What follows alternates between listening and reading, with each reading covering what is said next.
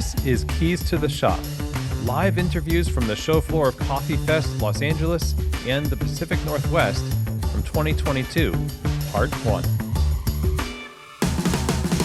Well, hey everybody, and welcome to this episode of Live Interviews, Part 1 of a series of interviews that were done in 2022, where I got to talk with a bunch of people at the Coffee Fest trade show at Los Angeles, as well as the Pacific Northwest.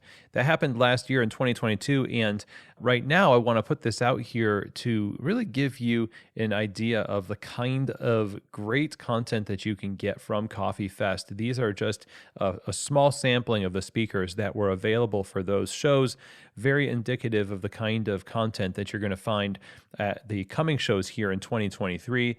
And this is part 1 of a 2-part series that is going to have between 7 people presenting on different subjects during these shows at Coffee Fest. If you're interested in learning and resourcing yourself and your team with information about running a great business, becoming great baristas, understanding the industry, and all points in between, Coffee Fest trade shows are the place to go. It's a hub for resourcing and equipping.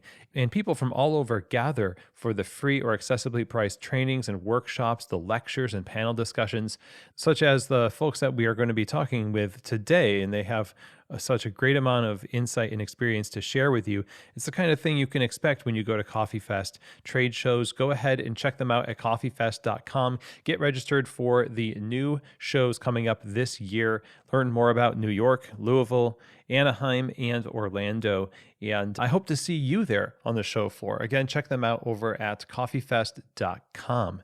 Now, today we are going to be talking with 4 people on the first part of this episode series of live interviews from Coffee Fest.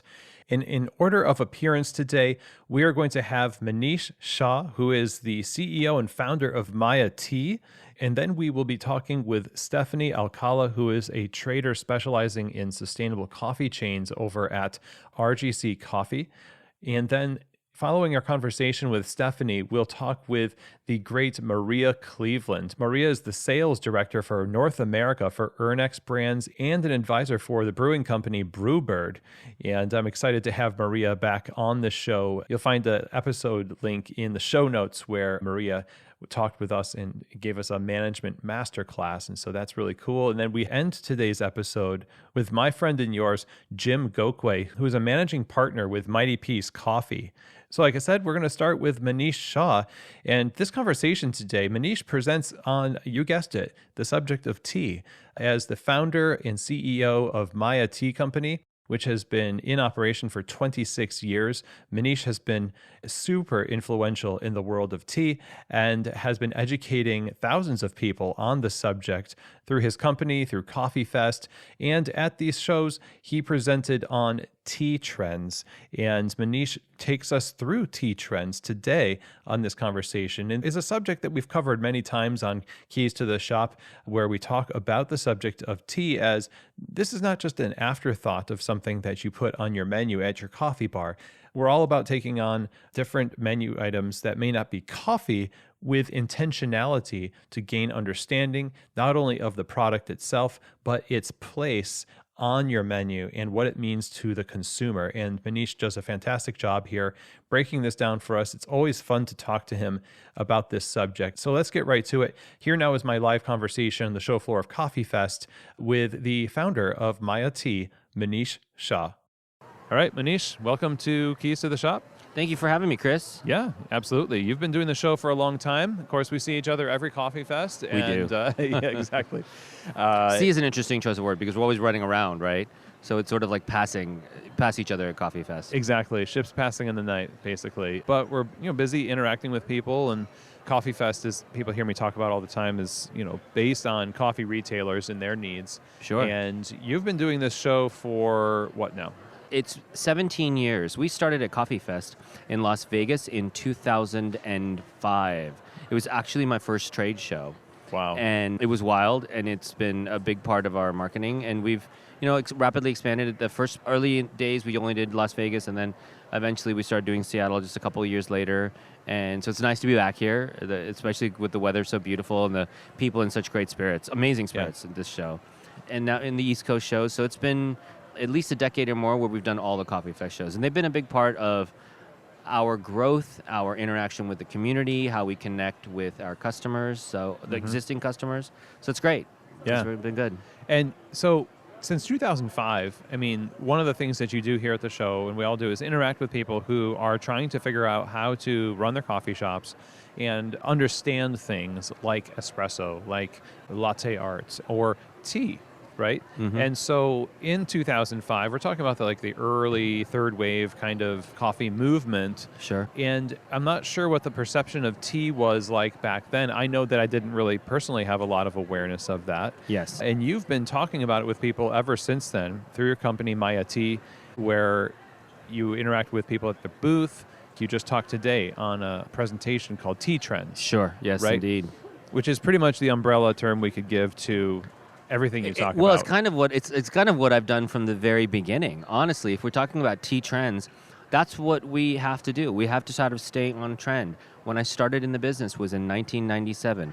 What's the trend that got me into the tea business in the first place? I was making chai. Chai was nascent in 1997, but people were like, what is that? I remember regularly going out and talking about chai, and people were like, what is chai? And then I'd have my little elevator speech, which I haven't given in a long time, right? But I would do that, and today everybody knows what it is. That's 25 years later. As we move through sort of the years, then loose leaf tea becomes a more salient thing, and people want to know, how do I use loose leaf tea? What makes it special? How can I do better? For a little while there, after loose leaf tea, we talked a lot about functional teas, right? And herbals, and what their value meant in the cafe and in people's lives. At some point, other trends that have come and gone and, had various levels of interest are things like, well, how do I cold brew tea? Which you can't really do because it needs a kill step, but we won't get into the technical side of that. But at least brewing teas in different ways. How do I make iced tea, right? What is the latest, greatest way to make iced tea? As the cold brew wave was starting and trying to do just cold coffee, cold tea, cold drinks. How do you flavor it? So we've written out a lot of these things. And so, today we find ourselves in a dramatically different space in terms of tea where we did back in 2005. For this show, and for at least the last couple, I have not actually brought any tea leaves with me. Okay. Why is that? Because everything post-COVID all the interest at least, has moved towards concentrates. People want tea concentrates. That seems to me where the industry is heading. I'm not suggesting there isn't a place for tea, dry tea, so to speak, that's brewed. There's still a place for tea bags. There's still much of that. But what we're known for is staying on trend. And what's on trend right now is these tea concentrates, which frankly kind of unleash the coffee shop. And I'll explain to you why. Think about what coffee was before the espresso machine, right? And when you turn coffee into the espresso machine where you could make it into a shot and then you could make all these drinks out of it, that's really kind of what sets the whole thing ablaze. Yeah. Right?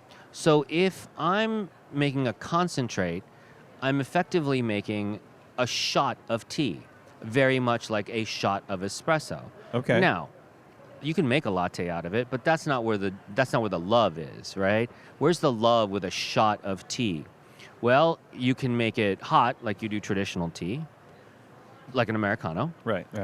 You can make it cold like an iced tea, which you're familiar with, but you can also make it sparkling. Yeah? Yeah. So it's like, is it an Italian soda? Is it a tea soda, right? Where does that go? You can make it nitro. I got a nitro hibiscus in my hand right now. Yes, strawberry, vanilla, hibiscus on nitro. Yeah. And so now you can do all of these things that you couldn't do before. You could do it, but you really had to work hard. You can make your own tea concentrates out of loose leaf tea. It's much like making cold brew coffee. It takes a lot of effort, right? It's not necessarily overnight, but you have to steep a lot of it. You've got to get your measurements right. You have to have tools and whatnot. What's interesting is that What's more important, much like the espresso machine, are the tools that are needed to turn those tea concentrates into something. You need a carbonator or some way to make carbonated water. You need something that'll turn it into nitro. But the ability to take a tea concentrate from us and turn it into a nitro drink or a carbonated drink is very minimal. It doesn't take any amount of time at all. And it's delicious, it's healthy, it's fast. It sort of checks off the boxes. Okay. Yeah. Yeah. And so do you feel as though, now you talked about where's the love in a shot of tea. And I think that speaks to somewhat of the same topic as people's fears about automation. People's fears about convenience that might go too far. Whereas, yes, you want fast service, you want consistency. And if you're getting a concentrate of tea, then it's going to be more consistent to drink. Drink to drink, yes. Because you don't have lots of baristas steeping it for extra minutes, heaping scoops versus not filled scoops, all that stuff. Indeed. Now, what is the balance here, though, in a coffee shop where, really, in the physical coffee shop, we're still an experiential part of the supply chain? Indeed. So with trends like concentrates, and maybe I don't know if there's other things that are trending, is there also a trend for people to be, thirsty, I guess? Sorry. That's okay. That's okay. I deserve that. Experiences that are not convenient but are meaningful. So let's talk about that, because I really like what you said here. The search for meaning, right? In the end, even though we've moved towards drive-thrus and speed of service, I think there is tremendous value in looking a person in the eye and having a conversation. People still want that. What they can't have is somebody looking in the eye and then walking away to make a drink for 5 minutes where they're just standing there or waiting and coming back. This allows this speed of service to flow and actually creates a situation where you can actually kind of have a conversation as you're doing it. We've made it convenient enough where your attention can actually probably stay with the customer. Okay. It's kind of interesting. Like, they can become part of the process. Let's talk about meaningful in a secondary way, which is also about the customer's flexibility. The tea concentrate is just kind of a base thing. It allows for then the jump in creativity for whatever the barista or the customers want. The flavor choices that they can make from the various flavoring companies, whether it's 1883, Turani, Monin, there's, Holy Cacao, there's a bunch of them out here that are doing all kinds of beautiful flavors. And what does that mean? You can take it to the next level. Are you going to muddle some mint in it? Are you going to put, all we are is just a jumping off point. Right. And then thereafter, it can turn into whatever somebody wants. So between the notion of being healthy, convenient, it allows for, on some level, more engagement than less, because there's not a lot of other stuff that you have to do, measure it out and do this and that. It's ready to go. And it allows for more flexibility. It allows for more creativity from the barista side. That's a good argument for it, I'd say. And at the same time, I think there's this argument where you have a customer who wants a sencha. They want a cup of sencha tea. They want to read the newspaper. Sure. Some people still do that. Sure. And they are a different kind of tea customer. They don't want a mojito. Right. They want the terroir of the tea to shine through. Should a coffee shop balance their offerings between those two groups of people, or should they just throw their lot in with the trend of concentrates, or just throw their lot in with the tea leaves and just have this kind of turf war? No, there's no need to throw your lot into anything that isn't your brand. Much like, because you've been around for more than a week or two, you know what I mean? We've seen a lot of changes in the industry. And at one time there was a standard formula for a coffee shop, right? Yeah. They were all the same, right? They all looked like the Starbucks of old. Like, it was the same formula. And now it's become a much more democratized process. Coffee shops have evolved into being different things for different people, for different communities, right? Some that are in houses of faith, and some that are just drive-thrus and turn and burn, and some that are cafes with elaborate food offerings. It's just changed. And in each case, stay on brand, man. If it's a sit down and experiential kind of thing, then absolutely, we still offer all that stuff. We still have the essentials. We still have all of the gear to do a really good, I don't want to call it ceremonial, but a more formal style of service, which is exceedingly good. I'm not even taking away from what it is. I'm saying that what's trending is the ability for shops that aren't on that brand, and that style of brand is evolving, and people are having to do different things. My personal belief is that I think we're entering a phase where we may not want to talk about this. I know it's Coffee Fest, but it's not necessarily, you're not a coffee shop, you're a magic water shop. And if you think of it as a magic water shop, that's what we always talk about, then the world is open to you. Like, you're making energy drinks, you're making magic water, right? You're making, if you go around, hot chocolate, sure, maybe not much water, but you see what I'm saying. It's you have the options to do all of these things. Well, you go out for coffee with somebody and you use the word, however, it is not coffee that you order. Or if you're in New York City and you search coffee shop, you're going to be at a deli. That's right. That's right. The word has so many different meanings. And that's okay, right? That's okay. And that is the future of the coffee shop. Like, coffee shops are now like doing things like CBD drinks and offering a lot of functional beverages. And, they're doing like matcha, healthy. And so it's all over the map. And that's not going to stop. I just think that it's just going to continue to evolve. And so what coffee was to drive, sort of the industry, will now democratize into different stories. And so as a tea company, you have to be prepared for every story, or to stick to a story. But we're in a good enough place where we can do a few of them, and say, okay, we're gonna play in all of the things. And how can we make a difference? We make a difference in how you serve tea. How can we stay on brand with what you're doing? And ultimately, how do we delight your customers? And the delight of customers has gotten to be so broad. It's kind of dizzying, if you ask me. Yeah, it is. It's confusing, and there's a lot of FOMO that happens with trends where Yes. let's say I'm a coffee shop owner coming to your booth, or really any booth here, what I'm looking for is something new. Right. And I'm either looking for that because I know I need it or because I think I need it. And I think there's a difference between those two things. How do you interact with a trend in a healthy way versus a way that basically throws a working system under the bus? So I think there's two parts to the question, or the way I look at it. One, there's a trend that takes a while and goes through cycles until it finally roots. I'll give you an Cold brew. Cold brew, and I'll give you another one. Boba. Okay, boba went through like 4 cycles, and now, wow, those shops are not going anywhere. My kid is into boba, right? But I was his age, and there were boba shops, and I was like, you've got to be kidding me. So it took almost an entire generation for boba to kind of root itself in a strong way where everybody was into it. So that's one example of a trend that has gone through cycles. Another is that you just don't know. Like, oh, this is a trend, and we're going to put it out there and see what happens, and then maybe it goes away. We thought it was trendy, but it didn't really land, right? And so I'm trying to think of an example. There was a point in time where everybody was doing lemonade. Do you remember that lemonade phase that everybody was trying to do? Yes, I do. And maybe it comes back, I don't know, but I don't see a lot of lemonade here no more. So that never came to pass, as a trend. But what makes people want to be so in tune with a trend?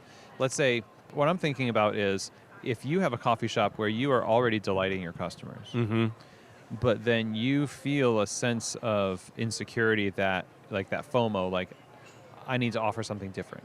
Maybe it's because you just feel like you see on Instagram all of these pictures of things, or you're here and you say, oh, that's really interesting. You're either going to be filling a need in your company based on good analysis of what's needed in your company, or you're going to shoehorn it into something that doesn't need it, and what's the consequence for that? So that's where I'm thinking, like, okay, there's a responsible way to approach a trend for your business and an irresponsible way. There's absolutely an irresponsible way of doing it, which is just chasing every muse. What's also irresponsible is not to listen to your customers and to think you're doing well and not change. So there is a delicate balance between success and listening. Okay. Listening, I think, is important. I'm just listening, and what you do is you hear for small signs, like this is what I'm hearing, and you look. All trends start with just the gentlest of noise or awareness, and then you go, okay, well, let me look at it, and then you test it out on yourself, and you test it out with a few people, and if it lands, you go, okay, well, let's see if we can reach a broader audience.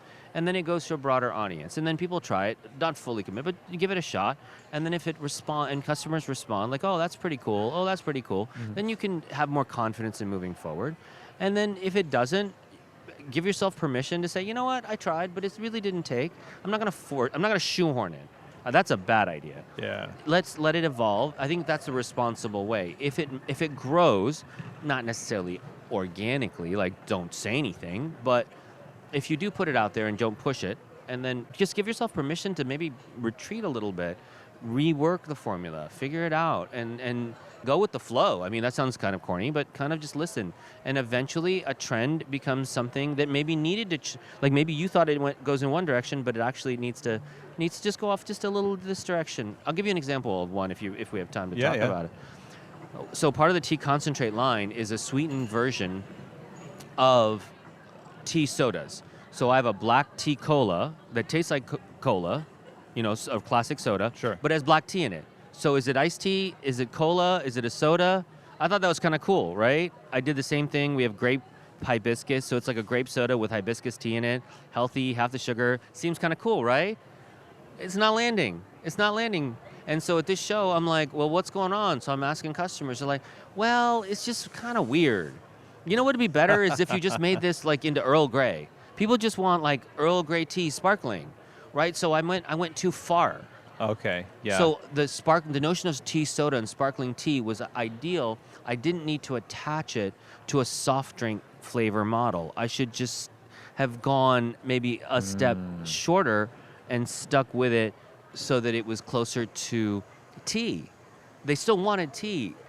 They wanted it sparkling. They just didn't need me to go so far out. So we're probably going to reformulate. Yeah. So actually in the booth right now is some concentrates that I made from teas that I brought here to just play around with and go do that route. And now, what you just said, you're a creator. You said you went too far, whether just because you're trying to get out there and experiment or, maybe there's some ego there. Like, I can create something. I'm not trying to accuse you of anything. No.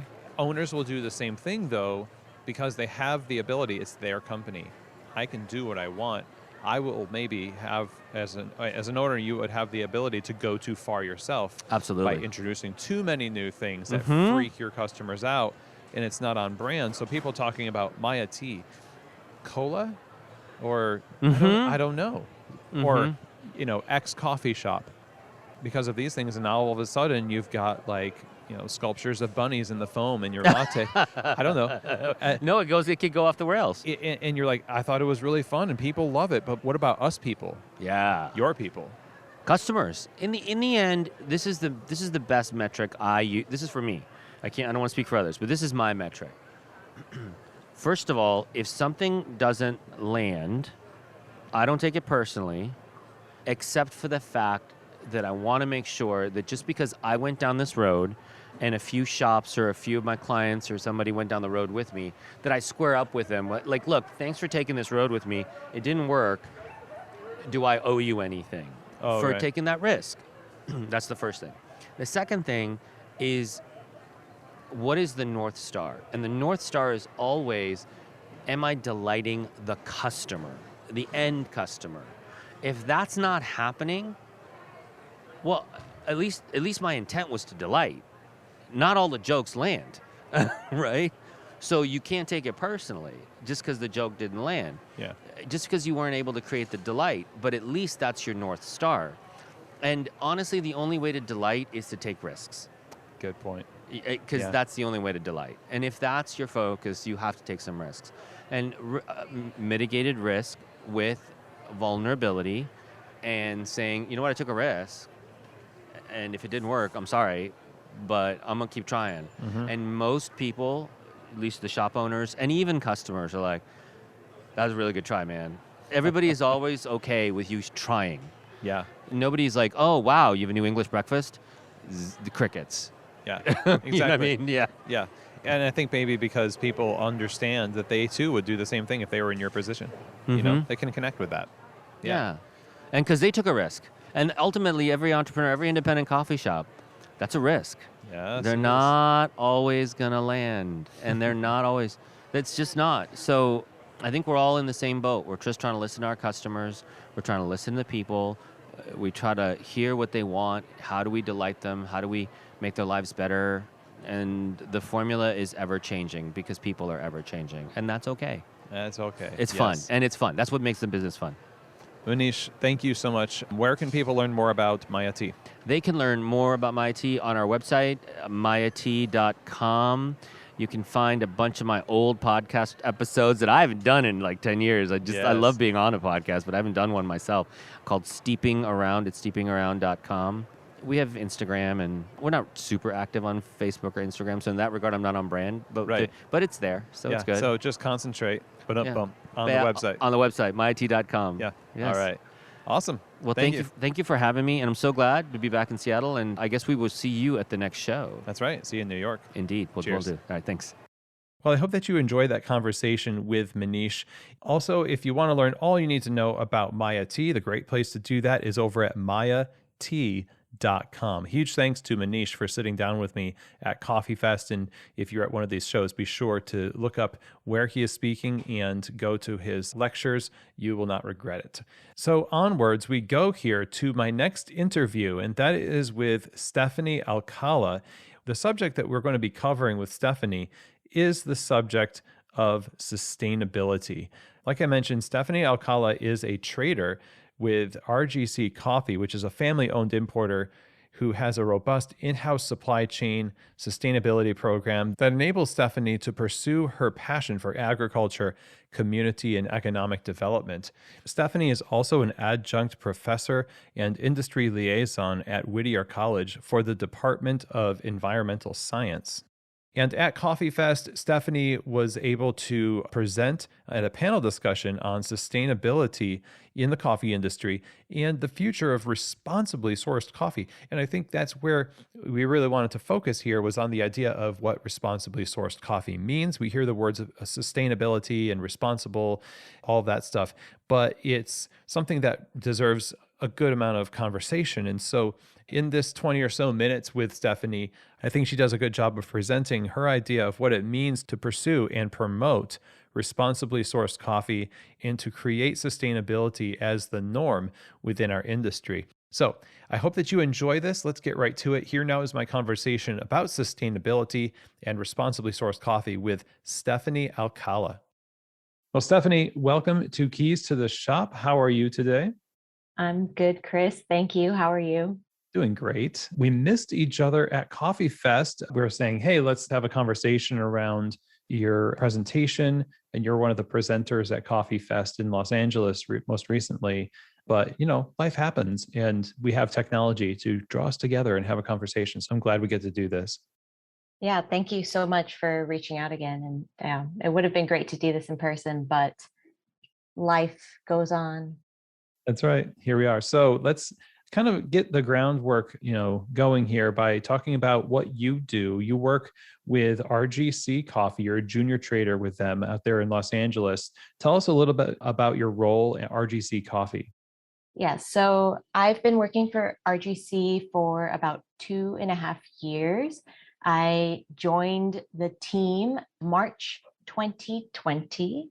We all remember that time as if it was yesterday. And I actually came from academia. And so at the time, I joined a green coffee importing company at the onset of the pandemic. So I had to learn a whole new job in the midst of a logistics catastrophe. So it's been a steep learning curve, but I do a little bit of everything, working for a family owned and operated company. I work directly under the now president, Natalie Gabay, and she leads not only the company, but our sales and trading division. And so I'm a junior trader.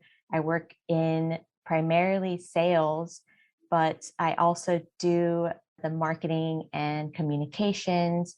I'm the liaison between our three offices here in Los Angeles, as well as in Bogota, Colombia, and Montreal, Canada. And I, let's see, yeah, a little bit of sales and a little bit of communications, I would say. A lot of hats. Keeps me busy. I'll bet. So, especially entering into this whole scene from academia in the upheaval of the lockdowns and the supply chain craziness that's ensued from that. I'm curious, of course, we're talking about responsibly sourced coffee. So, the title of your presentation is The Future of Responsibly Sourced Coffee. We rely on knowledge of the supply chain. And you said it was a steep learning curve for you. What did you experience in learning about the ins and outs of this trade that was aided by your research background, your academic background? And then what did you have to just learn completely from scratch in the midst of all of this turmoil that both kind of gave you a window into what was going on in coffee in spite of, extreme circumstance? Now looking back, I realized I knew absolutely nothing about green coffee trading. I had a background in sustainable coffee production. I did my master's thesis on the plant genetic diversity of the geisha coffee variety grown in Panama. And so I knew I was did primarily most of my research on understanding that genetic diversity is the foundation to sustainability. And my interest kind of grew from there. And then I thought, okay, I want to work in the private sector. I truly believe that the private sector is the most powerful, I guess, leader to foster sustainable change for our industry. And so I set out to learn about sustainable coffee supply chains.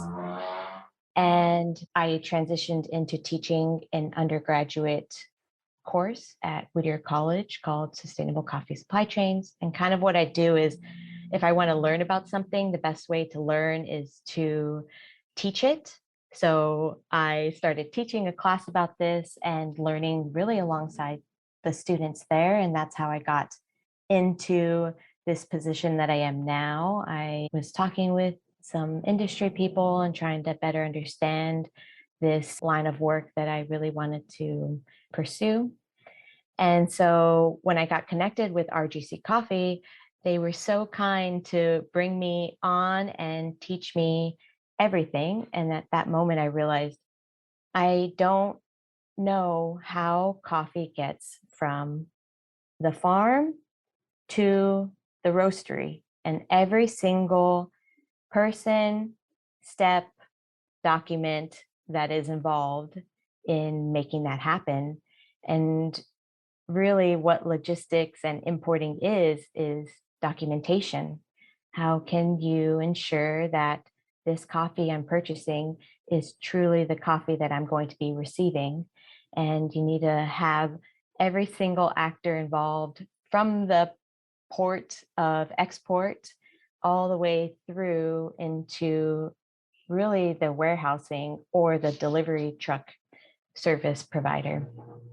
And so it was a steep learning curve because I had no idea the amount of documentation, the amount of logistics that was required to do all of this. And then you throw in a global pandemic, everything is completely changed, delayed, stopped. And so that steep learning curve was just very, very steep. And I love this job so much because every day I truly learn something. It's challenging enough to keep my attention. It's so enjoyable. So it's the perfect combination, but it definitely is challenging. Yeah. The complexity of the supply chain doesn't make it easy. And people who have been in this for a long time are still trying to, make heads or tails of where responsibility lies, mostly because we all really want to say, okay, let's find the most important lever to pull and let's pull it. And maybe we do that in the form of marketing or with our trade models with fair trade or direct trade or relationship coffees and things like that. And so everyone's kind of got a different opinion. You just mentioned how powerful the consumer end of things is. And I know that this is part of the question that you asked in your presentation on the future of responsibly sourced coffee, which is who is responsible for sourcing responsible coffee.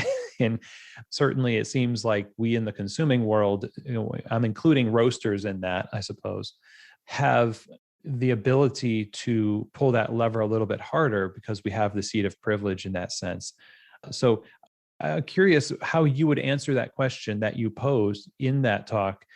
Who is responsible for the future of responsibly sourced coffee? And what does that even mean when we use the word responsibly sourced?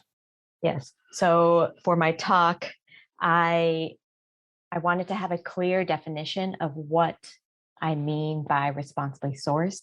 And so I used the International Chamber of Commerce definition, which is responsible sourcing, commonly referred to as supply chain responsibility, is a voluntary commitment by companies to take into account social and environmental considerations when managing their relationships with suppliers.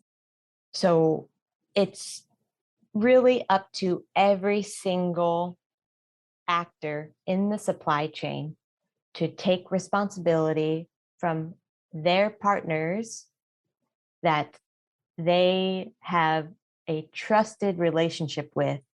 And so, in order to truly have a responsibly sourced supply chain, every single person needs to be doing their part. And that requires trust and collaboration. So ultimately, it's up to everybody. But at the end of the day, like you're talking about, consumers, they are the most powerful drivers to see this through, because at the end of the day, whatever they value as responsibly sourced, that's what's going to be pushing the market. That's where the market's going to go. Without consumers, we don't sell coffee. A lot of what we do is we purchase what we like and we purchase according to what we're told is ethical. And so there's this messaging part of marketing to consumers where I'm just buying what you tell me to buy. And to me, that may be powerful, but it doesn't seem powerful because I'm also at the mercy of the marketing language that roasters use, because a lot of people have gone through this process of saying, oh, UTZ certified, Rainforest Alliance, Fair Trade. And there's lots of stickers and labels, and sticker companies love specialty coffee, I suppose. But because of this, we get a little bit confused as to what am I supposed to support? So is the power you're talking about something that is a result of just a buying habit and behavior, or is it more of a conscious choice made by a smaller group of consumers that steer specialty coffee? Hmm. The conversation around certifications is a tricky one to navigate. Without certifications, we wouldn't be here having this conversation today. And at the same moment, I see these certifying bodies really trying to innovate and adapt and stay relevant, stay at the forefront of innovation and change. But at the same time, it's getting so complicated for the consumer. And interesting enough, I had some high school interns this summer, and I was really trying to use this opportunity to better understand the future consumption habits of the next generation of coffee consumers. especially here in Los Angeles. And they are so ahead of their time in terms of what they value from companies they buy products from. But ultimately, they just want to buy something that they're going to like when they consume it. And so they don't understand these certification stickers or phrases or new schemes that are coming out of our coffee industry. And so what they told me is they just want one single product that they can look at and say, we know how this product is impacting the environment and the people who are responsible for producing it. And what I always go back to is the United Nations Sustainable Development Goals and using that as a framework for sustainability.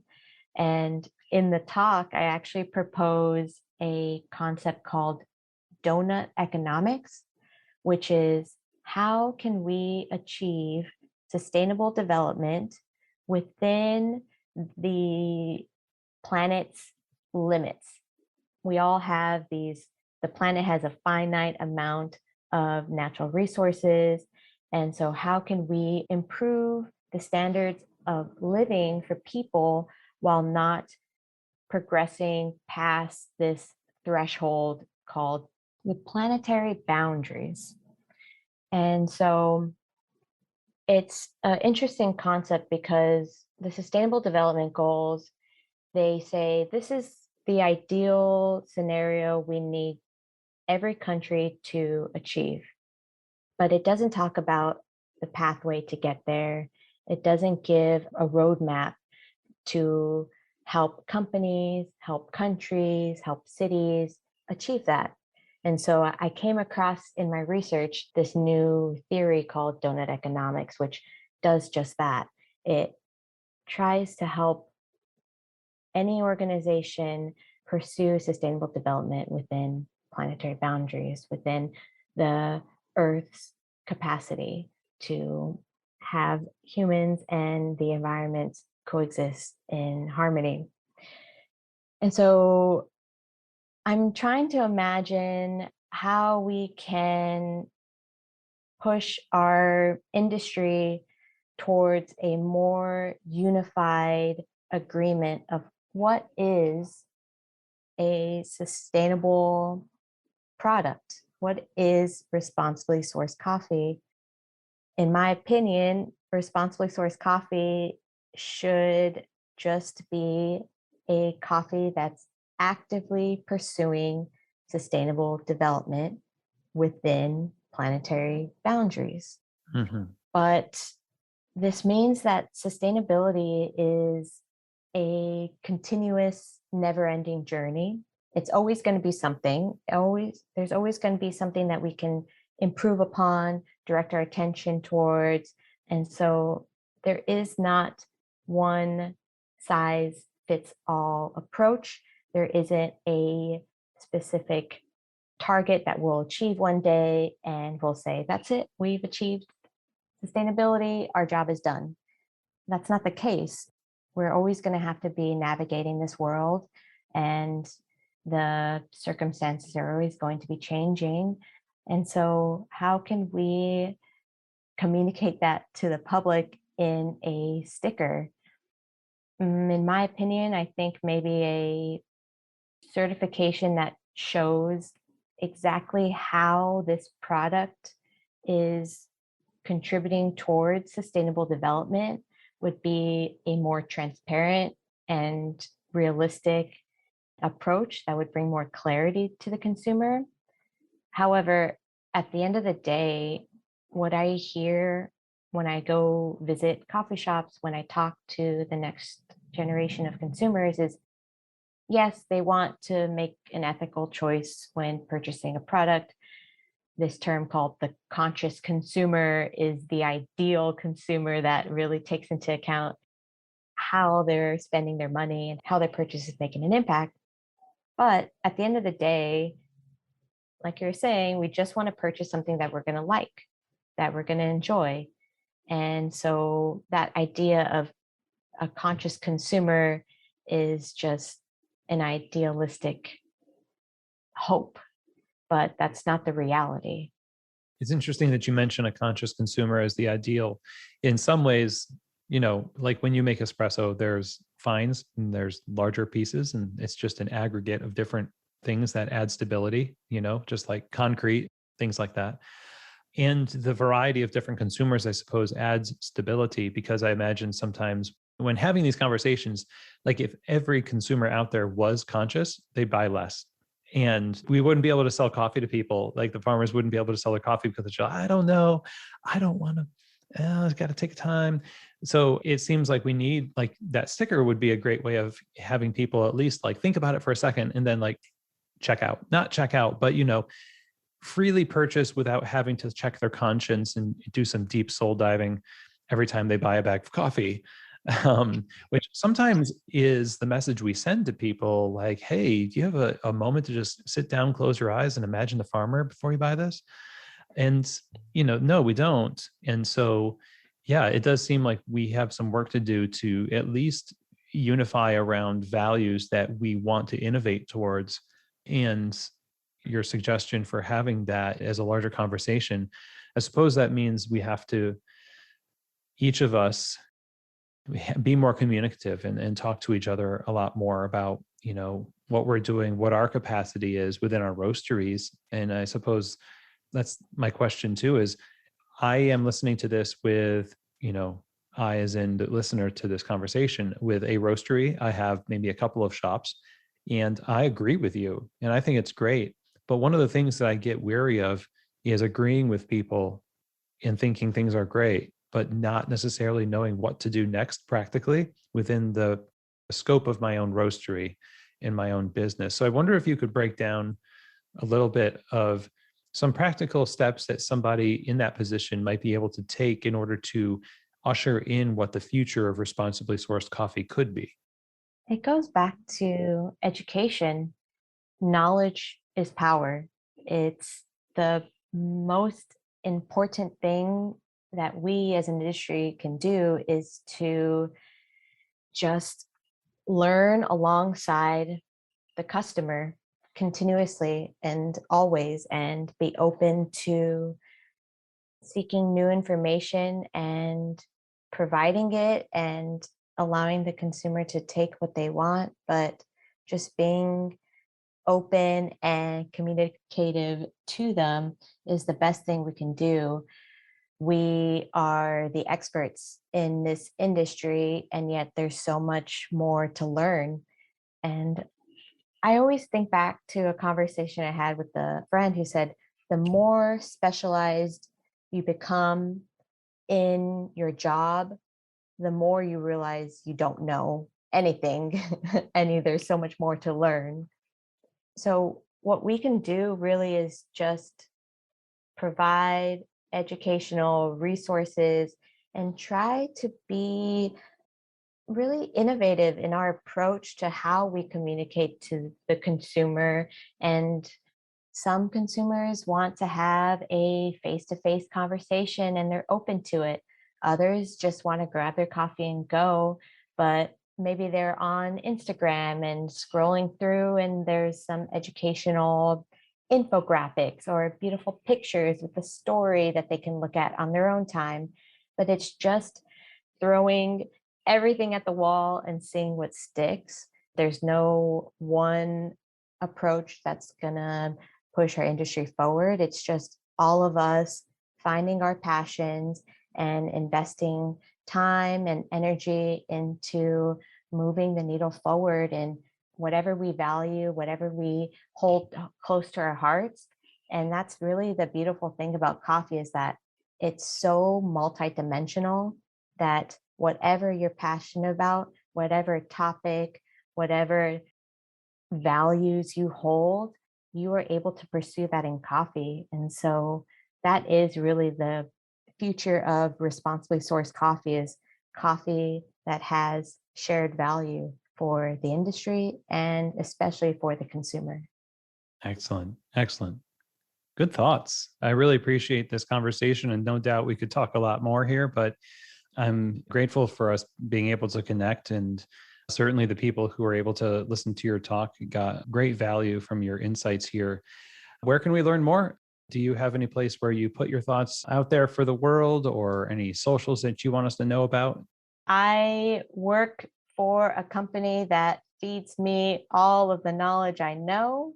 That company is called RGC Coffee. It's a green coffee importing company.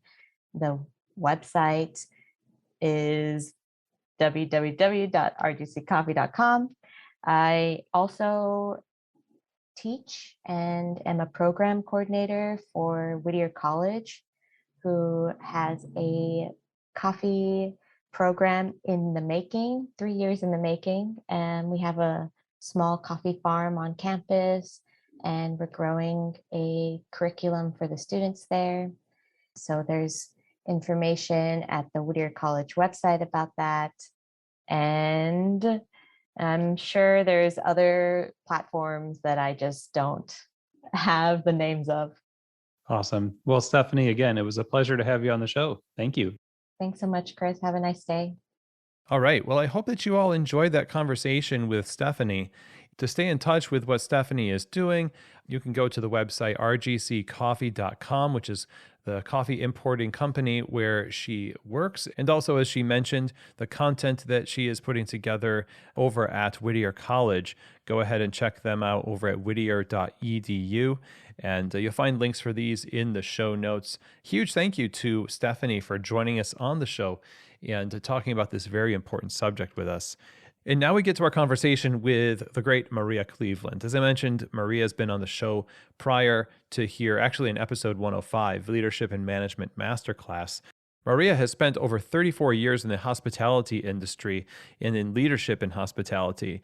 And in the last 20 or so years, that focus has been spent in specialty coffee leadership positions, primarily in coffee tech and supply. She is the sales director for Ernex brands in North America and an advisor for the brewing company Brewbird. And today we are going to talk with Maria Cleveland all about innovation in coffee brewing and its place in today's landscape of coffee service in coffee shops, especially how it relates to consumers and how they make coffee at home.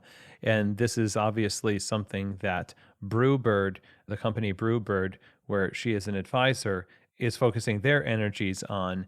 And there is just a lot to talk about regarding convenience, accessibility, and what that means for consuming coffee and serving coffee in the coffee shop. And so you try to dive into these topics with Maria on the show floor, and I think the results are great. Maria has such a sharp mind and keen insight into the industry, and I always love having conversations with her. So I really am excited to hear now is my conversation with Maria Cleveland.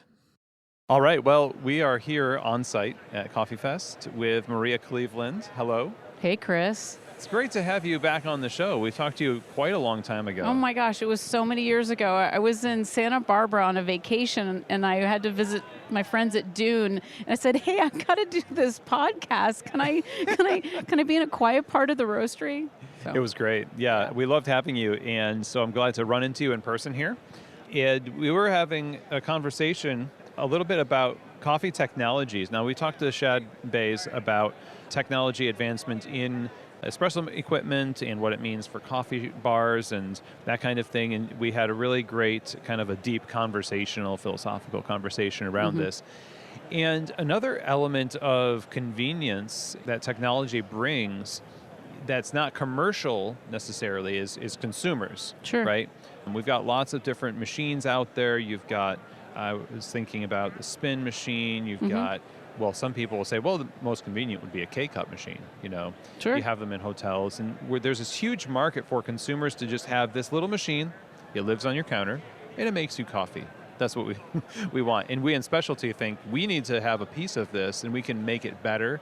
And a lot of times we do. Sure. So I want to talk about this with you because, I mean, you are highly involved in the world of coffee technologies and in the world of coffee in general from all stages of the supply chain.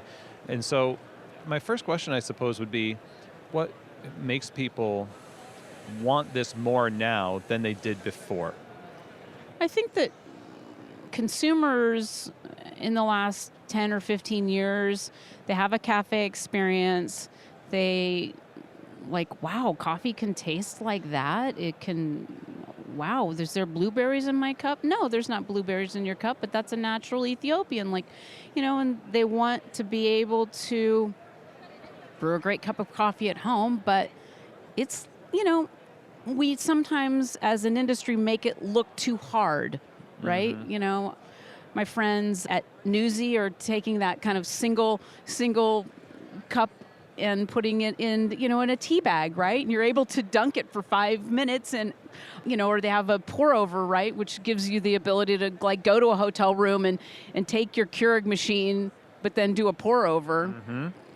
The consumer wants a great tasting cup of coffee, but time is limited. They're doing so many things, raising their families, getting, in the last 2 years, doing their homeschool and whatnot. So Right. Okay, so when Mr. Coffee came out, it was kind of a revolutionary thing because that's all it did. It made coffee. And it just put hot water over grounds. That was like a very convenient thing. I'm not exactly sure because I wasn't really around when it was invented. I was maybe a small child.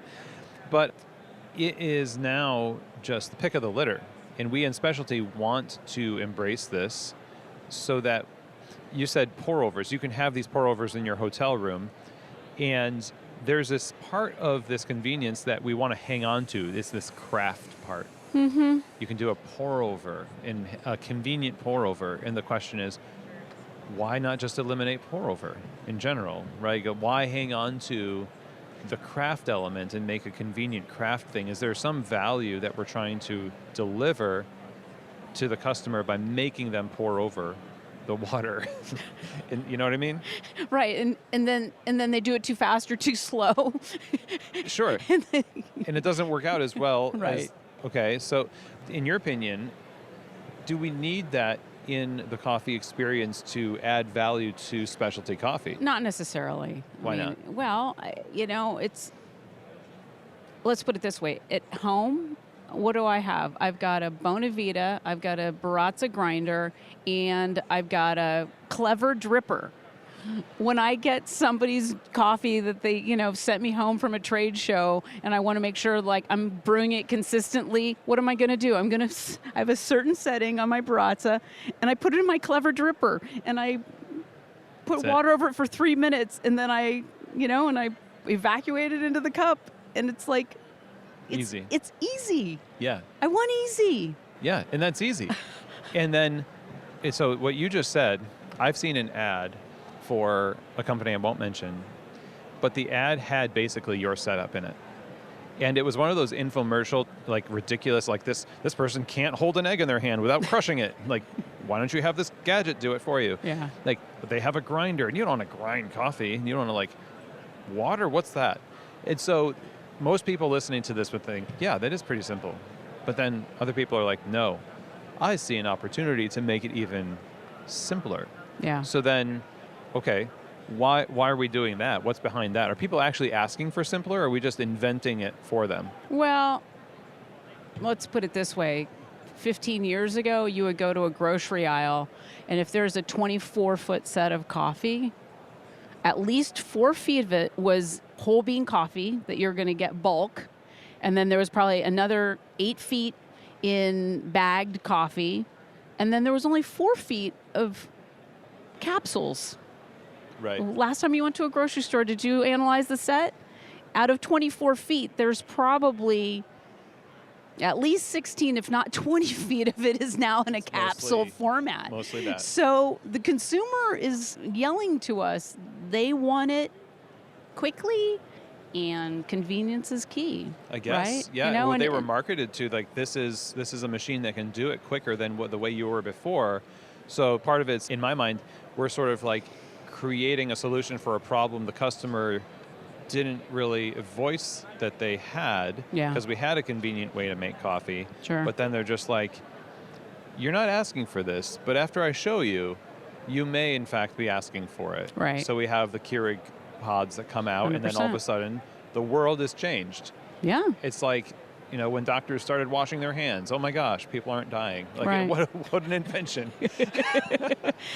Yeah, I mean, and it's fine. It's serviceable, right? And it's not a lot of coffee in that pod. It's probably about 9 grams. And, if you grew up in the industry, that might be a little thin for many of our palate, but for a lot of folks, that's It's better fine. than what they're used to for a lot of them, actually. Heck yeah. Yeah. Because they have office coffee often, and that's the reference point for a lot of people. That's Yeah. just at the mercy of that one person that either does or does not know how to Yeah. make coffee. So I'll tell you, though, in offices, though, we're seeing a major proliferation of bean-to-cup machines Really? being deployed in offices. Yeah. I mean, I live in San Francisco, so we've got the Bay Area, which is, a lot of tech companies which are on the bleeding edge of their demands, which is awesome. And it gives, my roasting friends in that greater area a nice market. But, that bean-to-cup is amazing from an environmental perspective as well, because you're not, brewing up vats of coffee 1.5 gallons and having it then, go bad, right? Oxidizing, sitting on a burner. right, for the office situation you're Yeah. talking about. Well, right. but not only offices, but in the convenience channel as well. We do a lot of work in the convenience channel as well, and they're improving the quality of their coffee. So the competition is pretty broad. And why are people in this sector wanting to improve the quality of their coffee? Is it because they see the quality of coffee improving in the shops that they go to, and they want that just in their homes? Yeah, Is that it? yeah. They want to replicate that coffee shop experience at home. And do they? I mean, do these machines actually do that? Well, there's one company that's finally coming out of the woodworks in the Bay Area, Brewbird. It's been in Skunk Works for years, and finally kind of in beta. Okay, yeah. It's a whole bean, backyard compostable pod machine. Hyper fresh, local roasters partnering up with the likes of Mother Tongue and Cat and Cloud and Counterculture in the Bay. So it's pretty decent cup of coffee. Okay. And so you said backyard compostable. That is different than typical compostable, I suppose. Yeah. Right? So what I would call backyard compostable is like if you have a bin in your backyard that you're putting, coffee grounds or eggshells or, your banana peels, it will in fact, because it's made, the pod itself is made of sugarcane. We actually spoke to a brewery in Northern California, very well-known brewery in California. It's very well-known for their sustainability efforts.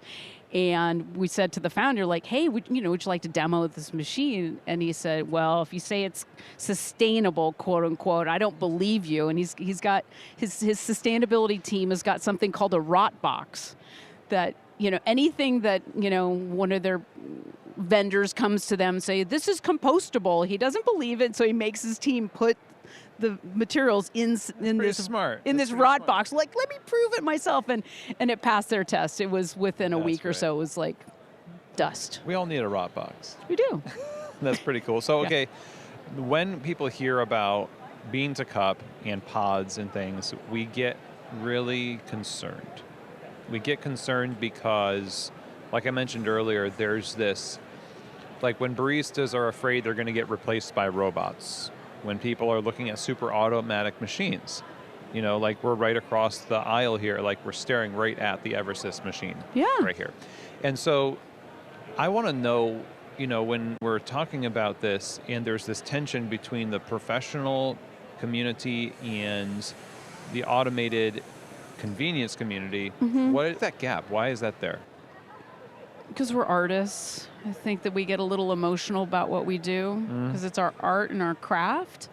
But I think that the labor market right now is so tight that when deployed in a way that allows the barista, when I call it, say, technology is, an Eversys machine or a bean-to-cup machine is deployed in a cafe or what have you, in a way that allows the barista to have a more meaningful conversation with their guest and be less stressed out, Okay. Why wouldn't we give them that tool so that the expression of the coffee is as great as can be, and the value then is translated to the guest in a way that they walk out with a delicious drink, were able to have a nice chat with their favorite barista who wasn't stressed out because there was 15 tickets up and they're like, their friend called out and they're running the cafe Right. by themselves. They ran the register and they had to make the drinks, and there's a line out the door, and they're stressed out.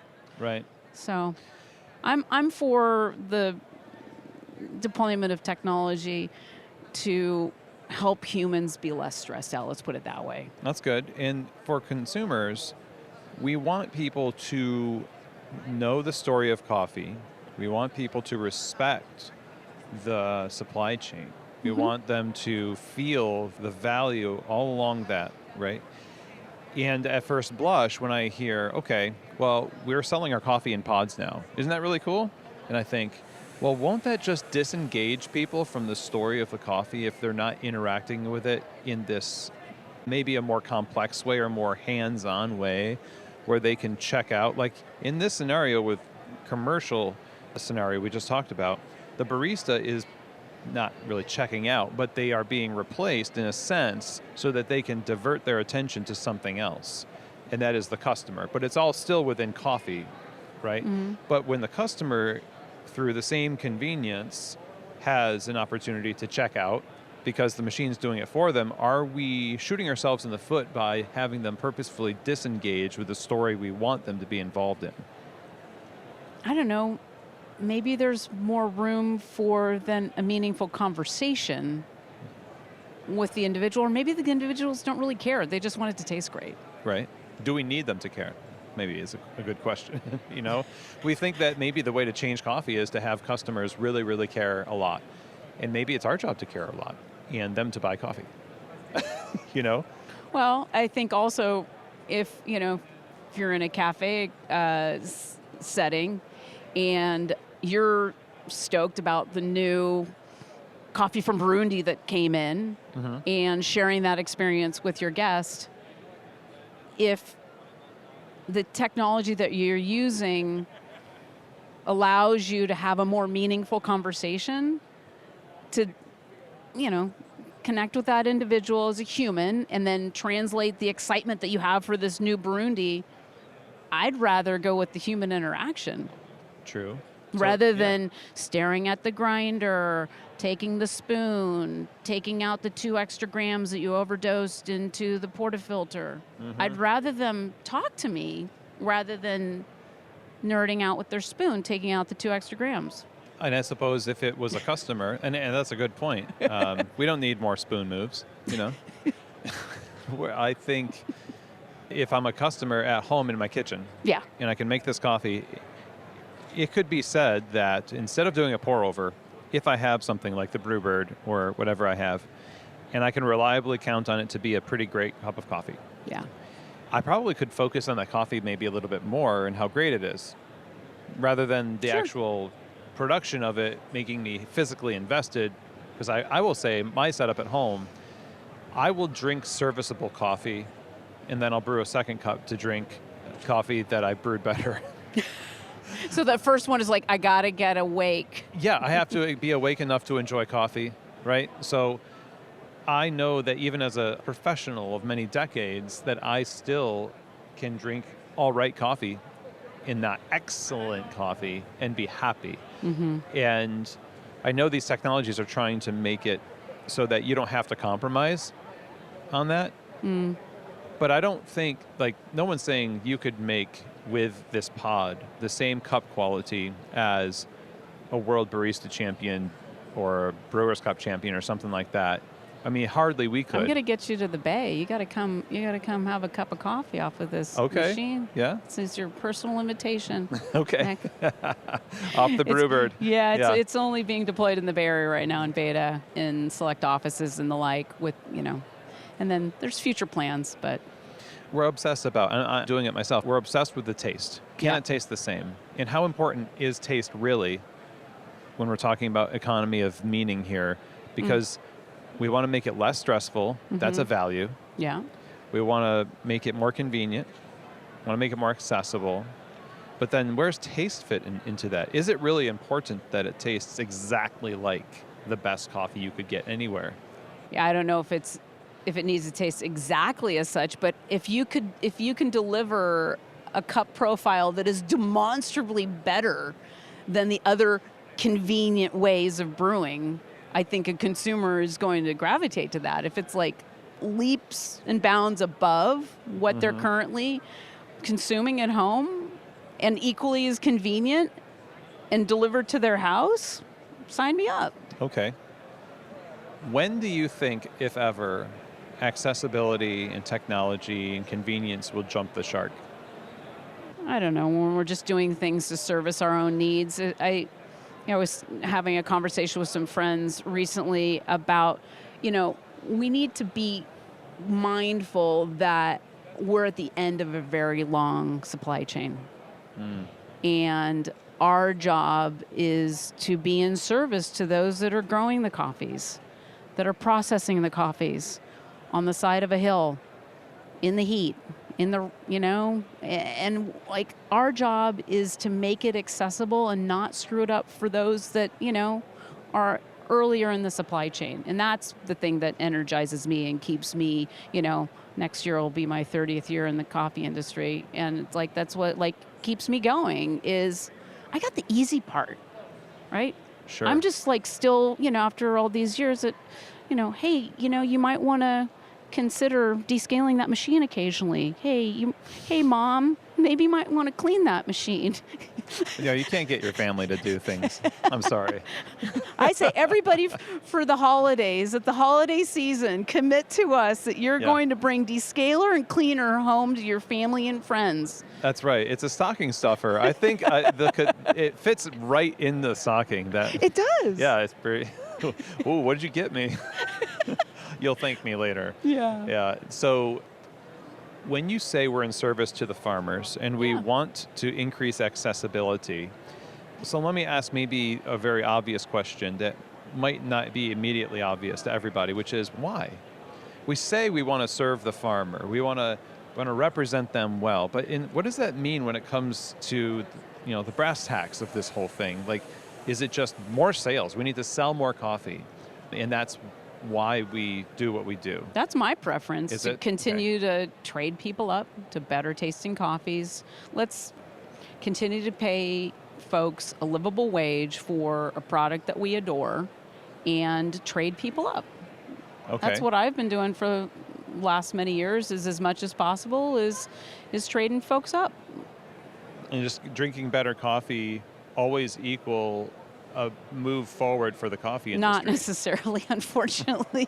Why not? Well, you got some industry players who'll do things of, stretching terms to 365 days. Yeah. Oh, that's financing your company in ways that are crafty. Not personally, And these are large companies that have a lot of pods. Yeah. And they might do that because they have to fulfill, or on their end, they're trying to make it convenient for them. So it's not just in service to the customer to make it more convenient. It's also... It's a business. It's a business. We're in a capitalist society. Exactly. And so in specialty, it feels like this need to create a more ethical version of that in smaller communities of technology, rather than there's big players that lay the groundwork for the demand, and then specialty comes in and says, here's this machine, it's ethical in this way, it's biodegradable in this way. It's a platform. Sure. Yeah. Do you think that doing that will affect how large players make decisions in the future, similar to how Starbucks started to take note of third wave, and then they opened 15th Avenue Coffee and Tea, right? Sure. In the day, because of what we were doing in specialty. So is that going to happen maybe with Keurig? They take notice of this and be like, oh, that's really interesting. Maybe we should use sugarcane in our pods or something like that. Yeah, there are some new entrances in that category that are using some new materials. saw one at Host. Of course, I don't know all the technology behind it, but I can hope. I mean, there is that tension. There's that tension between, being publicly traded companies and, we are, this is not I like to say to my friends, it's like, this is not a nonprofit organization, right? Yeah. But then there's that tension as well. I don't know. Yeah, it's a hard one. I have a last question for you here. How do people who are listening to this right now, how do they apply these conveniences to what they offer their customers? If they're a roaster, if they're a retailer, they want to have it more accessible to their customers and represent their brand well. How do they know what the right move is for them in the direction of these accessible and convenient options for home use? Well, one of which, that's, currently in the marketplace, as I mentioned, you've got pour-over, single-use pour-over, and I call them the dunkers that Newsy is doing, and I think maybe steeped as well. That's, quite convenient. And also just, I think, for specialty roasters to do more in-shop education of how easy it is to brew a great cup of coffee at home. Yes. And that's great. I like where you're going with that because it's very much like you have the ability to educate them and make it not as complex. And maybe that's the first step. It's to say, we have really complicated the process in coffee, and it's really confusing. Even just talking about convenience items and what you can choose for your home is sometimes confusing. Like, which one? I don't know. But we can just say, if you have hot water, you have coffee, and start there. Yeah. And if something looks good to you, we can tell you already. If we've educated you about the water temperature you need, you can assess these machines for yourself. 100%. I mean, if nothing else, if you could just teach your, folks who are buying a bag of beans, where do you start out? Start out at a 15-to-1 ratio. Yeah, that's it. That's easy. Mm-hmm. They do need a scale, but okay. We've got scales. We got scales. Yeah.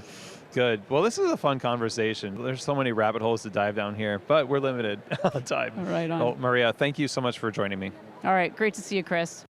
All right, everybody. Well, I hope that you appreciated that conversation and the idea of convenience and making it easier for people to make great coffee at home is always a relevant conversation, whether you're educating your customers about your coffee in a traditional, like here's how to use your Mr. Coffee at home or French press or something like that, or you opt for something like the Brewbird or some of these more modern convenience things like the capsules and instant coffees and things like that. There's lots of technological innovations out there to help you deliver coffee to your customers.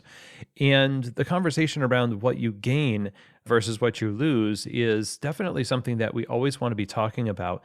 Of course, in the end, there's always room for the coffee shop, in spite of the fact that great coffee at home is way more accessible and easy today. And so the idea here is, let's embrace some of these things and gain a really good understanding of them to find out what's right for our companies and celebrate the idea that customers can get great coffee and make our coffee great at home. And so huge thank you to Maria Cleveland for joining us on the show. And of course, I would encourage you to follow Maria on LinkedIn. And you can also find out more information about this company that Maria is referring to, Brewbird, over at brewbird.com. Again, thank you so much, Maria, for sitting down with me and chatting at Coffee Fest. Okay, everyone. Well, we're at the end of part one of this live interview series from Coffee Fest in 2022, where we had these interviews on the show floor of both the Los Angeles and the Pacific Northwest show. And we're ending with Jim Gokwe, managing partner at Mighty Peace Coffee, which is a social impact company and coffee importing company that is specializing in Congolese coffee. Jim himself is a Congolese immigrant who now lives in New York City and is driven by the mission to make coffee from the Congo not just an exotic option that roasters try occasionally, but a mainstay for coffee companies across the country. And so in this conversation today, we will be talking about the perception of different origins that don't necessarily fit into the boxes that we're used to, and specifically, obviously, with Congolese coffee, and what he's seen as he's been working at this for quite some time, What are some hopeful signs? What are some understandings that we need as roasters and retailers to really embrace these different opportunities and origins? And then we end the conversation talking about diversity, not just diversity of the coffees you offer. We're talking about diversity in who you hire and how you pursue creating opportunities and accessibility for people who may or may not know about the opportunities that you have in your coffee shop and why that's so important in the coffee industry. Always thankful to talk with Jim on the show. You can find a past episode that features Jim as well as a few other folks that are founding members of Mighty Peace Coffee in the show notes. So without further ado, here's our last conversation of this part of the live interview series from Coffee Fest with the great Jim Gokwe. Jim Gokwe, hello. Hey, Welcome back to the show. thank you for having me back. Yeah, absolutely. We see each other in passing at these shows all the time. All the time. I don't know, what's it been, like a year and a half or so since we've had Mighty Peace on the show? I think more so. I think a lot more than that. I think we first got on maybe in 2019, so our first year. So Holy cow. I think you were our first media interview. Wow. Since after we launched Mighty Peace Coffee. So That's so cool. you were an early supporter of us. I'm glad to hear of all of the growth and Mighty Peace and success, and also to see you out here at Coffee Fest speaking. This weekend in Seattle, you were speaking on sustainability. Correct. And also the Color of Coffee Initiative panel on diversity in coffee. Absolutely. And so I wanted to kind of touch on both of those things if we can within our maybe like 25 minutes or so. And I know that's difficult to do, but let's start first with sustainability, because I think people sometimes get weary of hearing about sustainability because they don't know what to do with it. It's just like a connector word like So when you say, yes, okay, good, sustainability, but when you're on a panel or discussing these things or presenting on sustainability, specifically from your perspective, what are the things that you want people to understand about it and then do with that information? Yeah, I think sustainability, like you were saying, it's definitely an overused word. Sometimes actually loses its meaning. It becomes a very nebulous thing that everybody just throws around. And to me, the key takeaway really is around sustainability as a way of our collective survival. Because if you think sustainability, like some people think of recycling, we're not going to go anywhere. But because recycling, some people think it's optional because they don't see the urgency of it.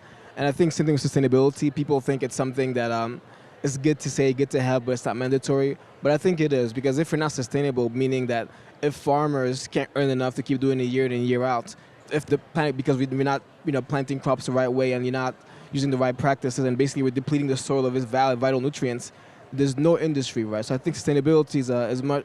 I want us to look at it as a survival tool and mechanism for us, because if we're not sustainable as an industry, we're not going to be around much longer as it's currently constructed. Maybe it takes 5 years, maybe it's 10 years, maybe it's 20 years, but sustainability to me is really our survival, because if we don't act now, there may not be a Coffee Fest soon because there's no more coffee, there's no more coffee roasters. So to me, it's really about our collective survival. It's really more about survival than virtue signaling. Okay, so I want to just kind of play devil's advocate here and use the word alarmist and say, Jim, I hear you saying our collective survival, and this sounds a lot like the things that we hear about with climate change, where they say, well, the sea level is going to rise and entire portions of countries will be underwater in 10 years and we're all going to die. I want to dig into this a little bit more, because obviously that reaction might be a way of making ourselves feel better about an urgent situation. And I can hear the urgency in your voice when you talk about sustainability.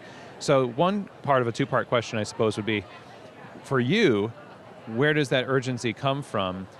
Then how does someone who doesn't have the genesis of that urgency that's similar to yours, how do they get that urgency when they have their business and other things that they feel are immediately urgent to their survival right now? That's future stuff you're talking about, and it's hard to feel that kind of intensity. Where does that come from?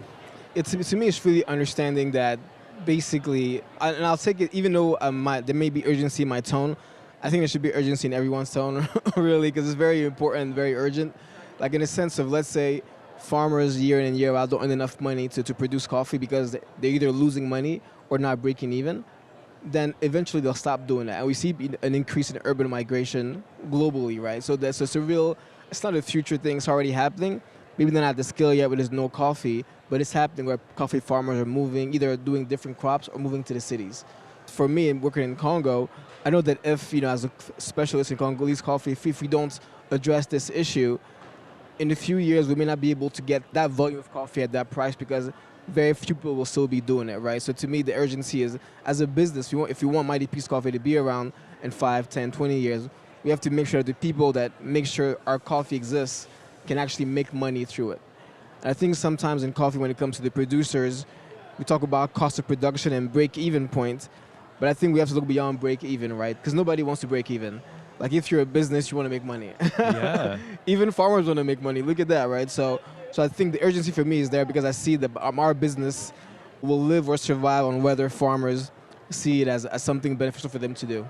And I think if you're a coffee roaster, even if, maybe you have to pay your bills this month, so you can't think about 10 years down the line. But let's say, for example, you have a popular blend that, let's say, has a coffee from Colombia, using Colombia arbitrarily. And let's say, that coffee is your most popular blend. People love you for that house blend, but the farmers behind that coffee are slowly leaving farming because they can't earn a living. Then your house blend that's driving your business is at risk. That's why I say we should look at it as a surviving tool, because if our business can live or die based on whether we have access to this coffee. That's great. Yeah, it's a good explanation. And I like where you're putting it in the seat of what we can understand if we're running a coffee shop, where if you think about how, you just mentioned, no one wants to break even. You want to be profitable. Profit's not a bad word, because you can do a lot of things when you have flexibility and freedom financially. You can live out your values. You can, whether it's expanding your operation to employ more people and improve your community, whether you're a farmer or a retailer, that's the same. You're kind of in the same boat, right? We're all concerned with that. Coffee shops close all the time because they break even or they can't break even. Yeah. And so if we just imagine that that's coffee farms, and that gets us to see the urgency in it, we can feel that tinge in our heart and be like, yes, I understand. Maybe in a very minute sense, because for a lot of coffee farmers, it literally is life and death, and especially in places like the DRC, right? So tell us a little bit more about that in terms of the urgency and, for communities that rely on a cash crop like coffee, where we think it's, we can file a Chapter 11 or something like that. We've got kind of a safety net in the consuming countries. It's not comfortable to go out of business, but it certainly may not lead to the kind of consequences if all of a sudden you can't eat. Yeah. Right? So talk a little bit about that. Yeah, I mean, Mighty Peace Coffee, just to kind of take you a bit of background about Mighty Peace Coffee and our company and why the name is that, is because we believe coffee can be a vehicle for peace. So our coffee comes from North and South Kivu in Congo, and those are regions in Congo, provinces that have seen a lot of conflict the past couple decades. There's still, pockets of conflict here and there, actually. So there's real incentives for people to find other ways to earn a living. And that's why we really launched this company, so people can earn a living through coffee, because the cause of the conflict has been extreme poverty. And extreme poverty, beyond, conflict, it also causes, malnutrition. People literally aren't getting enough nutrients because they can't afford them. So there's real consequences to extreme poverty. So that's why, for us, when we talk about paying farmers fairly, it's because we know what happens when they don't get paid, whether, where people can starve to death or just they eat so poorly that, they're emaciated and things of that nature. So there's real consequences to basically perpetuating exploitation and poverty. So that's why to us, a farmer paying sustainability is critical. Because if we make the problems worse, then, not only is it bad for the people, but it's bad for businesses, it's bad for the industry. Yeah. Yeah, when I hear you talk about people taking on coffee as a way to become self-reliant, it flies in the face of a lot of what people say, especially on the African continent. There's a lot of talk about how there's a lot of well-meaning aid given to Africa and war-torn countries like the DRC that inevitably, or maybe that's arguable, but there is self-sufficiency that cannot take place because of that, where growing coffee is taking it into your own hands and taking ownership of the supply chain, like Mighty Peace is doing. And you mentioned it earlier, business people. And then we make the distinction sometimes between business people and farmers, but they're the same. Exactly. They're small businesses. Exactly. Yeah. But we don't give the kind of the respect the same way, or the autonomy and the control. So when you look at things like what Mighty Peace is doing and farmers that are kind of taking their destiny into their own hands by creating a more stable business through farming, what have you seen that's really encouraging over the past couple of years that allows them to not just, kind of subsist on some status quo level, but advance? Relationship and trust, knowing that, we're not buying once and never buying again. So the fact that they know we're going to be here a year in and year out. Whether it's a good year or a bad year, we'll be there. We'll be there and we'll want Congolese coffee because it's good and because it's from Congo. Another challenge Congo has faced is because of, its political issues and the conflict, is a lot of our coffee is actually smuggled. So people actually want the coffee, but they don't want people to know it's from Congo. So they literally smuggle it to our neighboring countries. So we have, some of the farmers we work with, they've been directly impacted in that they've lost family members to smuggling, whether somebody's boat capsized and things of that sort, right? So there's real consequences to people not wanting Congolese coffee because it's from Congo. What really encourages me is people being happy that we're here because it's from Congo and because it's good, and the bag says from Congo. So we actually want their coffee because it's theirs and because it's from Congo. Now, and that's not very common. Why would people not want it if it's from Congo? Because Congo doesn't have a good brand. that's a simple way to look at it. If you Google Congo right now, the results aren't pretty. So if you don't know much about the geopolitics, you're like, why would I buy from this war-torn country when I can just buy similar coffee from the neighboring countries that are more peaceful, whether it's, Uganda, Rwanda, Burundi, Tanzania, right? So there if you're going to buy coffee from the African Great Lakes, Congo is probably your last choice usually because you don't know it as well. And Congo has not done a good job of marketing its coffee. Like if you go to the big conferences, you'll see other countries have stands and things like that, but not Congo. So I think when you add that plus, the media narrative around it, a lot of reasons why people want the coffee, but if it's from Congo, it kind of lessens its value. And we want to kind of flip that on its head, that it actually increased value because it's from Congo. That's interesting. The marketing aspect is kind of an insidious elephant in the room. The branding of origins is a big topic right now. We talked with Thalion Tremaine of Pachamama Coffee, that is a farmer-owned cooperative. They're based in California. They roast there. But the farmers are in charge. And he's mentioned that branding is primary in terms of being able to get market share for people's brains that are wired through phones, through the internet, et cetera, to look for and connect with things that are put together well in branding. But it also has caused us to overlook things that would benefit our businesses. And I'm curious what you think about how you've seen your customers, because the consistent demand is really important, of course. How have you seen customers of Mighty Peace Coffee successfully market Congolese coffee in their coffee shops where their customers might not have a reference point for it because they've been pushing the Brazil, the Guatemala, all the, the Kenya. We've got African coffees covered because it's Ethiopian, Kenya, and that's it, right? Yeah. So talk a little bit about that. Yeah, I think it's storytelling, and there's definitely two kinds of customers. Some is just about the coffee. They don't care about, the impact, the story, the narrative. Does the coffee taste good? Does it fit with what my customers like? So there's customers like that, and, that's fine. We love them as well. But there are others that the narrative is a big part of how they do their marketing. So, for example, we'll do events together announcing, the new launch of their coffee, where they'll get to speak with me or somebody else on our team to understand, what makes this coffee special, where does it come from, learn a bit about Congo. So I think it depends whether if you're a curious person and you really want to know where your coffee comes from and why it tastes the way it does. There's definitely a lot of resources out there that we provide ourselves because, one of our founders, JD, is actually a filmmaker. So we have a lot of resources, filmmaking standpoint. We have, footage, videos, interviews, photos to basically tell the story of the coffee and the people behind it. Yeah. Wow. Shout out JD Steer. Yeah. And narrative is a key of what we do at Mighty Peace Coffee. So we're very intentional about the content we put out there because we know there aren't many other people that provide Congolese coffee. So for a lot of people, we'll be like their introduction to Congolese coffee. So it's important that we represent the coffee and the people the right way. Yeah, and there's a lot of support for a brand where there's conversation around it because people are like, oh, other people are into it? Yeah. I'll be into it. Yeah. It's like when people order a smoothie or something at the bar and they hear somebody order, that sounds good, I'll actually have what they're having. Yeah. There's this whole domino effect in the industry where you all have been tilling the ground in the soil for a long time for this, and that's why it's so awesome to see like a lot of people really taking more notice over the last couple of years, especially of Congolese coffee, as I've seen. But it comes on the back of a lot of just anonymous work, and that's what it takes. But I asked the question about your customers that use the coffee because I happen to believe that we have a lot more control over what people demand than we think because they trust us. Yeah. We're the coffee people. Yeah.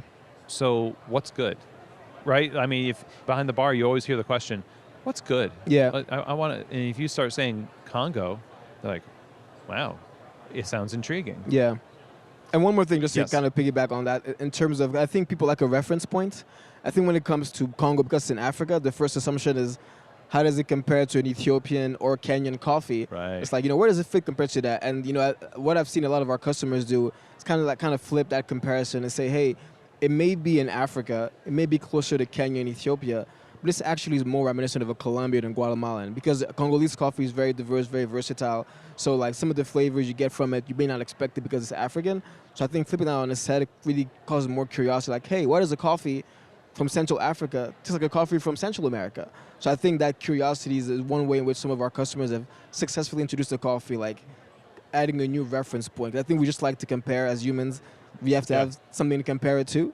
So flipping the comparison point, I think, has been quite effective. Yeah. That's great. Yeah, and on our menus, we have these slots on our menu where we have the dark, the light, the bright, the earthy. And if we just want to break it down like that, there's lots of coffees that could fill those slots. You don't just have to have one origin to Exactly. fill those slots. Yeah. Okay, so I think obviously this flows naturally into the idea of diversity. Yeah. Because we're talking about introducing new things to people who have.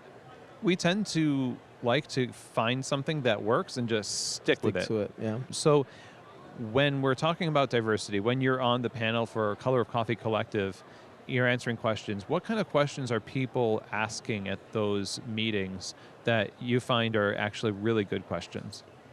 I think all the questions are good. But in general, I think a recurring one that's, can sometimes be tough is that, what can we do? Let's say, I'm Roaster X, not to name anybody, but I'm Roaster X in the room, saying, in our company, literally, it's, 98% white and, mostly men. What can we do to basically be more diverse and have more women and more people of color in the room? Because we understand this is where the world is going. And for our business survival, we need to be diverse, right? So kind of what can we do? Where do we start? So I think the access to resources is a common question because you don't know what you don't know. Maybe I know about this community that's looking for mentors and things like that, but you don't know it, and it's not your fault you don't know it, right? So it's really a matter of asking the right questions and finding the right partner. We were talking to somebody here at the show at the table here at the Keys to the Shop booth, and we're talking about the idea that diversity is already something that exists and that we kind of discover it because we have blinders on because of our habits, myopic focus on our business. And so how do we break free from sort of what we've adopted as a comfort? Like my routine is my comfort. I hire people from the same places. Yeah. I get coffee from the same places. I do the same things because it feels good to do it. But to your point, there's communities that are looking for opportunities. Yeah. And here you are. It could be a great fit. Yeah. So how do we get over that hump? I think it's through collaborations and conversation. I think, conferences like this is an opportunity to meet people. I think if you go to Coffee Fest and, you don't intentionally try to meet new people, it's almost like it's your fault. I love it. Like you have to be intentional. Like they're here. Like literally, like if you leave here and you don't meet anybody else that's different, then you almost like you chose not to. So I think, conferences like Coffee Fest and others is a good way to meet people in different communities, different countries, different perspectives. And also, even in your community, if you don't get to go to festivals, just asking. I think there's always a lot of associations, universities, schools that are looking for this opportunity. You just have to ask the questions and put yourself out there. Because they don't know you're offering that unless you also speak out, right? Sure. Yeah. Sure. Earlier today in a talk, I mentioned a hiring discussion about how not many people know about your Instagram account and they don't follow you on Instagram, but they might be a perfect fit for your company. If you're not going out there to get people and let them know about the opportunity, then why complain about not having people put in an application if you're just kind of like throwing a Hail Mary and saying, nobody applied. So your fault? Yeah, I guess so, yeah. I mean, we have the energy in other areas of our lives to make sure we get what is urgent to us. Yeah. So it has to be urgent to us. Exactly. But yeah. why is it important? Here's like a layup question. Why is diversity important? So many reasons. This is a layup, slam dunk, alley oop, between the legs dunk. It's important because I think it's important to look at it from a self-interest standpoint.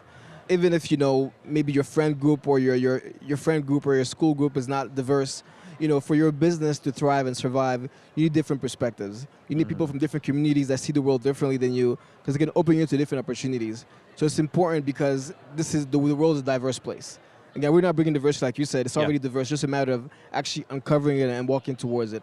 So it's important as a business, whether you're a coffee roaster or a coffee shop, to understand what are the ideas are out there, what are the perspectives are out there, different ways to do things, different ways to communicate things. And the more you get able to get these different ideas, the better ideas will rise to the top, and the more successful you will be as a business. So to me, I look at diversity, sustainability, like it's not about doing the right thing. It's about like your self-interest. It's in your self-interest to have a diverse company, because more than likely you'll be more successful that way. Okay. Why do you frame it in self-interest rather than altruism? Because I think people have tried altruism from as long as I can remember. I don't think it works at scale. I think as people, we have our willpower only takes us so far. And I think when it comes to altruism, it's basically willpower, right? It's like, let me do the right thing because it's the right thing to do. So I think that it can get depleted. You're like, you know what? I'm a good person. I don't feel like being altruistic today, So, but if you look at it as, you know what? This is good for me and my business. It's more likely to become a habit than something you do, at your quarterly retreat or your once-a-year community service. You want it to be a habit, not something you do once a year to check a box. Right. You make yourself feel better. Exactly. Right. Because people will probably be more likely to feel like they're having their arms twisted to do it because of the social pressure. Exactly. So if you can appeal to what I think everybody has, selfishness. We're all self-interested. If we were not self-interested, we'd be dead. Yeah. Right? So I think that's wise. Not to say that people who do good things, that feel like they need to do good things, are not altruistic. I think even in Mighty Peace, I'm sure, there's a good business case for doing it, but at the same time, it's the right thing to do. Yeah. So there's this mix. Absolutely. Right? And for coffee people, we are a bunch of creative, emotional, right-brained people. This is why we have to talk a lot about like helping with finances and stuff. But we're good at teaming up with libraries and schools and other things. And so connecting it to the numbers seems like it would make a case that even in your lowest moment would help you continue consistently. Yeah. Rather than if it was just about social and heart stuff. If it's numbers also, you've got this like mutual fund of reasons. Exactly. Okay. So in terms of the next steps for somebody in a coffee shop, and this will be my last question, what, in terms of both the things we've talked about, what do you think somebody listening to this should do this week to take the first steps towards contributing to sustainability and diversity? Great question. I think the first step, I always like asking questions. So I think, let's say, you like coffee, you have a coffee shop in your neighborhood that you go to often, start asking questions, do they represent the values you have? And if they don't, why is that? So ask questions about the leadership and ownership to figure out if, this is where your dollars should go. Because as a consumer, our tastes, our preferences, and our money dictates the way things go a lot. So I think it's important as a consumer to really be aware of that power, your opinion and your dollars, and then make sure that it goes to places that align with your values. That's great. Yeah. That's a good word. Yeah. And you have to know your values too, right? Exactly. Yeah. So do some self-reflecting as well. Yeah. Do some journaling. Come on, man. Write some poetry. All right. Well, Jim, always great to talk to you. Likewise. Always good to run into you. Thank you for all you do. Where can we learn more about what you do with Mighty Peace? MightyPeaceCoffee.com. Our Instagram is at MightyPeaceGram. And I recently wrote an article for Daily Coffee News called 8 Questions to Ask Your Coffee Importer. So check it out. Yeah. Anyone listening to this as a roaster, get some samples sent to their shops, their roastery, get some Congolese coffee on your shelf. Yes, indeed. All right. Thanks, Jim. Thank you, Chris.